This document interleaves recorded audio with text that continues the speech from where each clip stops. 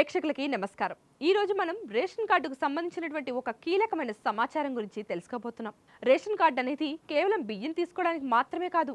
ప్రభుత్వ పథకాలకు అప్లై చేయాలన్నా, ఆరోగ్యశ్రీ వంటి సేవలు పొందాలన్నా అది చాలా ముఖ్యం. అయితే పెళ్లైన తర్వాత కొత్తగా ఇంట్లోకి కోడల పేరు గాని లేదా పుట్టిన చిన్నపిల్లల పేర్లు గాని రేషన్ కార్డులో చేర్చడం ఎలా అని చాలా మంది అయోమయానికి గురవుతూనే ఉంటారు. మీరేమీ కంగారు పడాల్సిన అవసరం లేదు. ఎందుకంటే ఇప్పుడు మీ ఇంట్లో ఉండే ఫోన్ లేదా కంప్యూటర్ ద్వారా చాలా సింపుల్ గా ఈ ప్రాసెస్ ను ఎలా పూర్తి చేయాలో క్లియర్ కట్ స్టెప్స్ లో ఈ వీడియోలో చూద్దాం. రేషన్ కార్డులో కొత్త సభ్యుడిని చేర్చడం ఇప్పుడు మునిపటి కంటే చాలా సులభతరమైంది. ముందుగా మీరు చేయాల్సింది ఏంటంటే మీ రాష్ట్రానికి సంబంధించిన అధికారిక సివిల్ సప్లైస్ వెబ్సైట్ లేదా మీ సేవా పోర్టల్లోకి వెళ్ళాలి. వెబ్సైట్ ఓపెన్ చేసిన వెంటనే అక్కడ కనిపిస్తున్నటువంటి రేషన్ కార్డ్ సర్వీసెస్ అనే ఆప్షన్ ను ఎంచుకోవాలి. అందులో యాడ్ మెంబర్ లేదా కొత్త సభ్యుడిని చేర్చండి అనే లింక్ మీద క్లిక్ చేయాలి.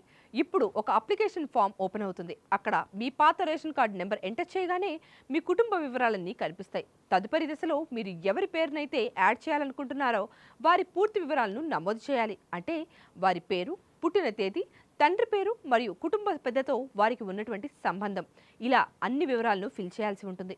ఇక్కడ మీరు గమనించాల్సిన ముఖ్యమైన విషయం ఏంటంటే కొత్తగా చేర్చే సభ్యుడికి ఖచ్చితంగా ఆధార్ కార్డు ఉండాలి.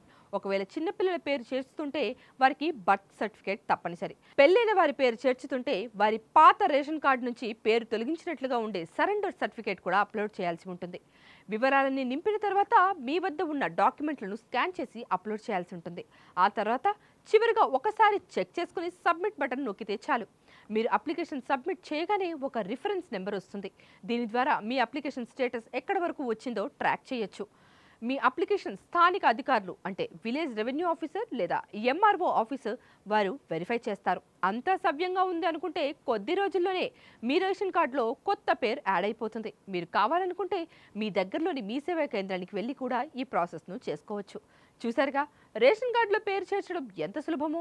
ఈ వీడియో మీకు కనుక నచ్చినట్టయితే వెంటనే లైక్ చేయండి. మీ ఫ్రెండ్స్ లేదా బంధువుల్లో ఇంకెవరికైనా కావాలంటే ఈ సమాచారాన్ని అవసరమైతే వారితో షేర్ కూడా చేయండి.